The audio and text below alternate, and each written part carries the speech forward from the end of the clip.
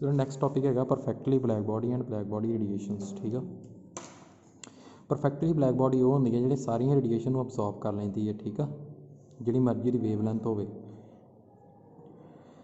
ना तो उन्हें रेडिएशन रिफ्लैक्ट करना ना ही ट्रांसमिट करना। रिफ्लैक्ट मीनस तुहानूं पता ही है बाउंस बैक करना ना। ट्रांसमिट मीनस जी बॉडी चो पास कर जाना, ना ही पास करनी है बॉडी चो ना ही रिफ्लैक्ट करनी है, सिर्फ वो रेडिएशन की करेगी अबजॉर्ब करेगी बॉडी। उस बॉडी को कहने हैं ब्लैक बॉडी। ठीक है, ब्लैक बॉडी के नाम तो ये नहीं है कि मतलब बॉडी का कलर ही ब्लैक होगा, जरूरी नहीं आए। ठीक है,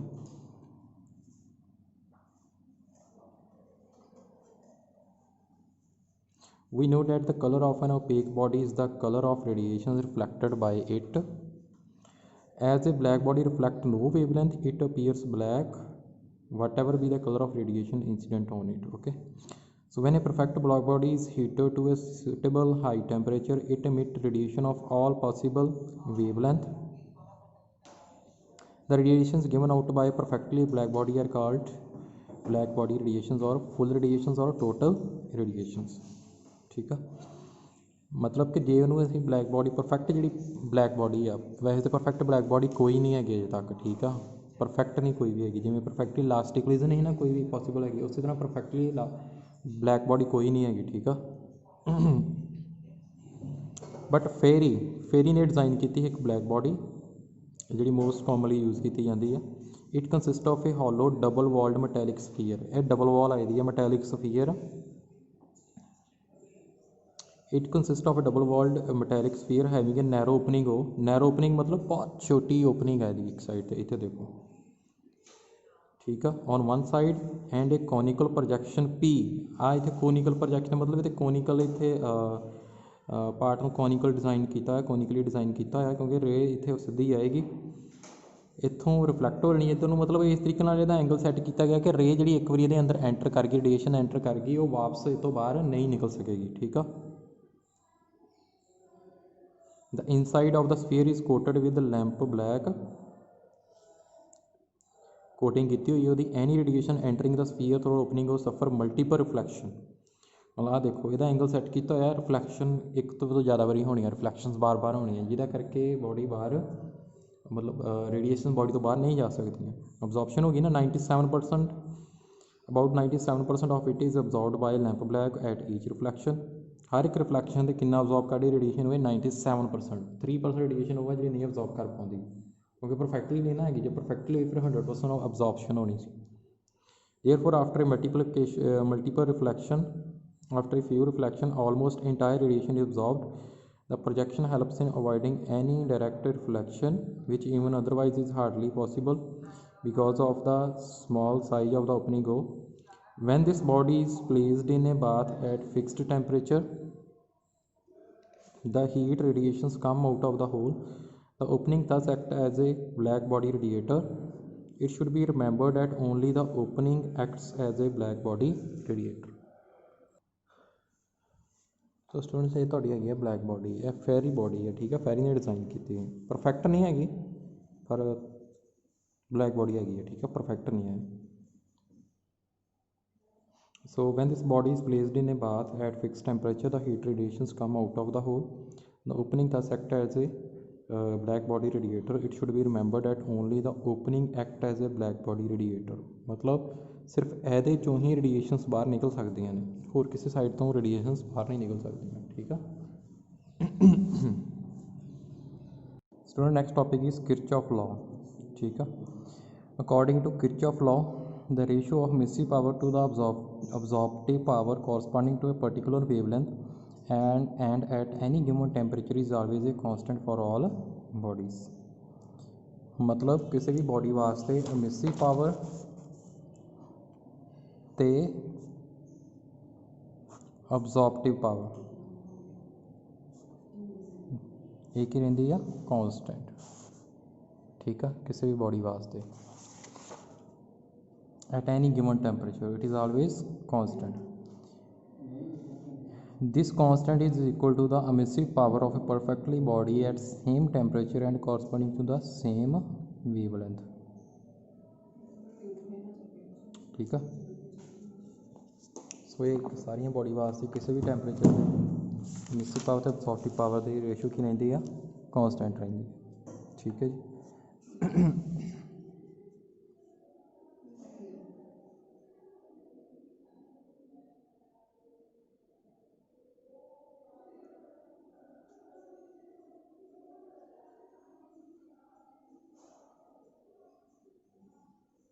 ठीक है जी। ਹੁਣ ਧਿਆਨ ਨਾਲ ਰੇਸ਼ੋ ਨੂੰ ਇਹਨੂੰ ਦੇਖੋ, ਜੇ ਇਹ ਮਿਸੀ ਪਾਵਰ ਇਨਕਰੀਜ਼ ਕਰ ਗਈ तो ਅਬਜ਼ੋਰਬਟਿਵ ਪਾਵਰ ਕੀ ਹੋ ਜਾਣੀ ਹੈ, ਇਨਕਰੀਜ਼ ਹੋ ਜਾਣੀ ਹੈ, ਕਿਉਂਕਿ ਓਵਰਆਲ ਵੈਲਿਊ ਕੀ ਰਹਿਣੀ ਚਾਹੀਦੀ ਹੈ, ਕਾਂਸਟੈਂਟ ਰਹਿਣੀ ਚਾਹੀਦੀ ਹੈ। ਇਟ ਮੀਨਸ ਜਿਹੜਾ ਗੁੱਡ ਅਬਜ਼ੋਰਬਰ ਹੋਊਗਾ ਗੁੱਡ ਇਮੀਟਰ ਵੀ ਹੋਊਗਾ। ਠੀਕ ਹੈ, ਲਿਖਿਆ ਨਾ ਗੁੱਡ ਅਬਜ਼ੋਰਬਰਸ ਆਰ ਗੁੱਡ ਇਮੀਟਰਸ। ਤੇ ਪੂਅਰ ਅਬਜ਼ੋਰਬਰ ਮਤਲਬ ਮੰਨ ਲਓ ਜੇ ਅਬਜ਼ੋਰਬਿੰਗ ਪਾਵਰ ਘੱਟ ਆ ਤੇ ਮਿਸੀ ਪਾਵਰ ਵੀ ਘੱਟ ਹੋਏਗੀ, ਕਿਉਂਕਿ ਓਵਰਆਲ ਕੀ ਵੈਲਿਊ ਰਹਿਣੀ ਚਾਹੀਦੀ ਹੈ, ਕਾਂਸਟੈਂਟ ਰਹਿਣੀ ਚਾਹੀਦੀ ਹੈ। ਮਤਲਬ ਇੱਕ ਵੀ ਵੱਧ ਗਿਆ ਦੂਜੇ ਨੂੰ ਵੀ ਇਨਕਰੀਜ਼ ਕਰਨਾ ਪਏਗਾ, ਇੱਕ ਘੱਟ ਗਿਆ ਦੂਜੇ ਨੂੰ ਵੀ ਡਿਕਰੀਜ਼ ਹੋਣਾ ਪਏਗਾ। ਠੀਕ ਹੈ, ਸੋ ਓਵਰਆਲ ਰੇਸ਼ੋ ਕੀ ਆਏਗੀ, ਕਾਂਸਟੈਂਟ ਆਏਗੀ। So good absorber are good emitter and good absorbers are and poor absorbers are poor emitter. ਇਹ ਐਪਲੀਕੇਸ਼ਨਸ ਹੈਗੀਆਂ ਨੇ ਕਿਰਚੌਫ ਲਾਅ ਦੀਆਂ। ਠੀਕ ਹੈ, ਇੱਕ ਵਾਰੀ ਤੁਸੀਂ ਇਹਨੂੰ ਆਪ ਗੋ ਥਰੂ ਹੋਣਾ ਹੈ ਐਪਲੀਕੇਸ਼ਨ ਦੇ, ਜੇ ਨਾ ਸਮਝ ਲੱਗੀ ਫਿਰ ਤੁਸੀਂ ਮੈਨੂੰ ਪੁੱਛ ਲੈਣਾ। ਠੀਕ ਹੈ ਜੀ। ਨੈਕਸਟ ਹੈਗਾ ਸਟੀਫਨਸ ਲਾਅ।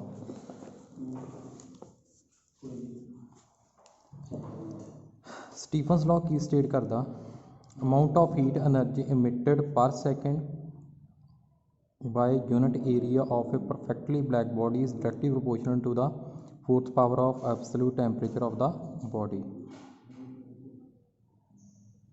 मतलब किन्नी हीट इमिट करती है कोई बॉडी एक सैकेंड के एक यूनिट एरिए चों, मतलब यूनिट एरिया मतलब 1 मीटर स्केयर एरिया है ना, एक सैकेंड वो कि डायरैक्टली प्रोपोर्शनल हैगी आ बॉडी के जिहड़ा टैंपरेचर वो फोर्थ पावर की। ठीक है, जो प्रोपोर्शनलिटी साइन हटाता की इत्थे आना कांस्टेंट आना होगा सिग्मा, उन्होंने कहते स्टीफनस कांस्टेंट। इसकी वैल्यू कितनी है स्टीफनस कांस्टेंट की 5.67 इंटू 10⁻⁻8 वाट पर मीटर स्केयर पर कैल्विन पर 4। ठीक है, तो इनू लॉ होर की कह देंगे स्टीफनस फोर्थ पावर लॉ भी कह देंगे। ठीक है, जो टैंपरेचर डबल हो गया तो ई कितनी इनक्रीज़ कर देनी है पता ना, 2 की power E equal to sigma T4 आया। जे टैंपरेचर डबल हो गया फिर की हो जाएगा 2 to the 4 to the 8 to the 16। देख लो 16 टाइम्स जी इमिट होनी है वो इनक्रीज़ हो रही है 16 टाइम्स जो टैंपरेचर डबल होंदा।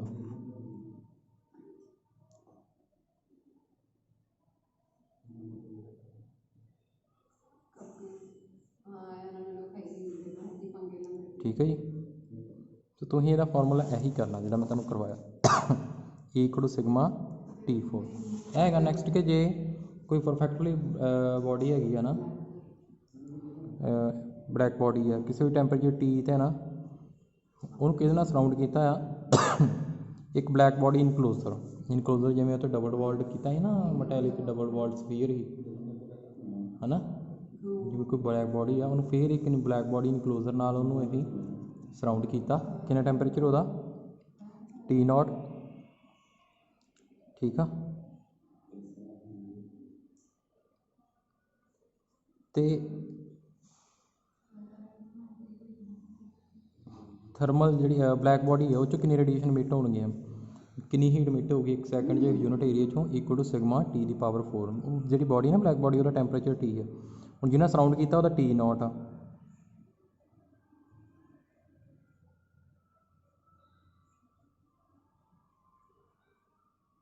ठीक है,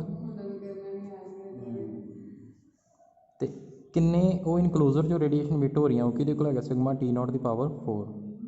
सो नैट किन्नी देखो जिदे T है greater than T0 heat definitely बाहर जाएगी। किन्नी लॉस हुई एनर्जी कि है E1 माइनस E2 ए इनक्लोजर की आ, इनक्लोजर आ वो बॉडी में रखा है कल बॉडी तो वेखिए बाहर कितनी रेडिएशन जा रही हो सिग्मा T की पावर 4। जे इनक्लोजर जो देखिए तो कितना जा रही है सिग्मा T0 की पावर 4।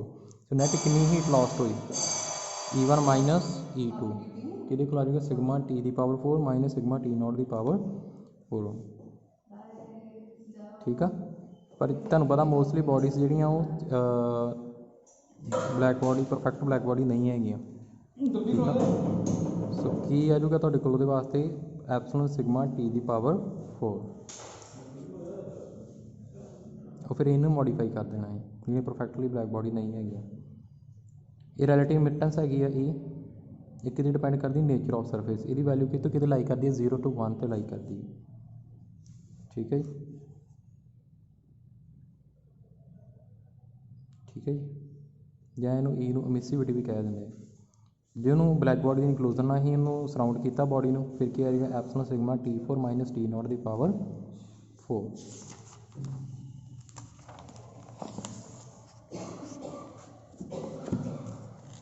ਠੀਕ ਹੈ ਜੀ।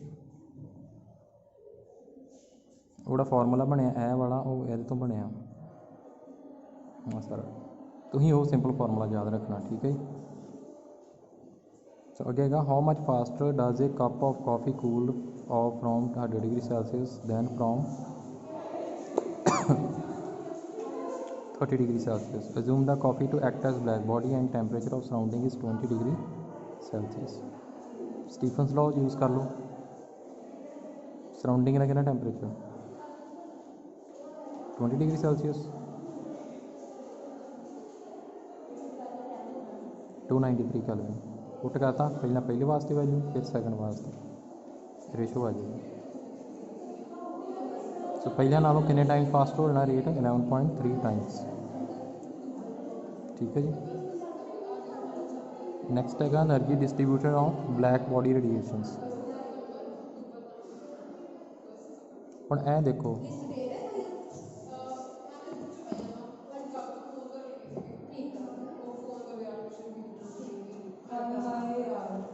एनर्जी इमिटेड इधर वेवलेंथ लैम्डा। ठीक है,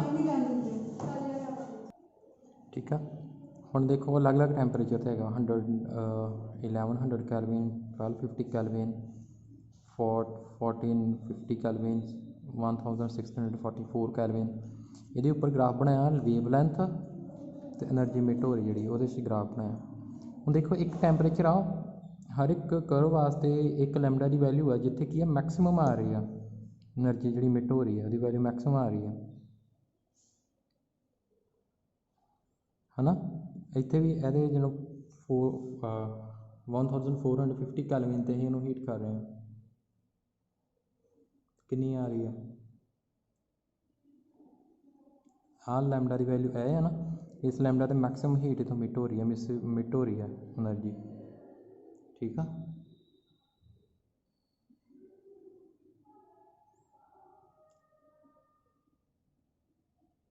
ठीक है जी। The area enclosed by each curve with lambda axis increases with rise in temperature of black body. आड़ी करव आ ना ये एरिया इंक्रीज हो जाता जिमें जिमें टैंपरेचर इंक्रीज होता कर्व का। हम वीन्स डिसप्लेसमेंट लॉ करते हैं, ये तो ही आना Wien's displacement law. According to this law the wavelength of maximum intensity of emission of black body radiation is inversely proportional to the absolute temperature of the black body।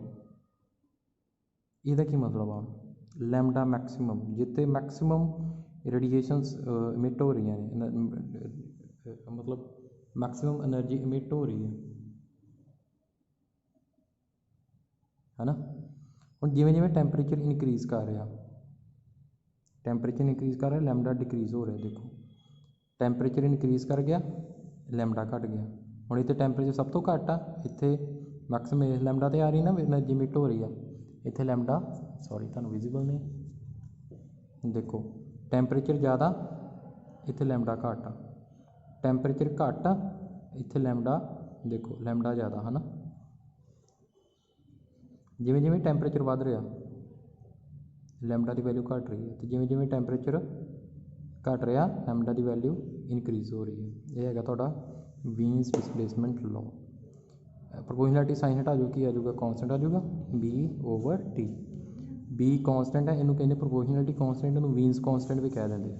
ਇਹਦੀ value ਕਿੰਨੀ ਹੈਗੀ ਹੈ 2.892 × 10⁻³ ਮੀਟਰ ਕੈਲੋਰੀ। ਠੀਕ ਹੈ।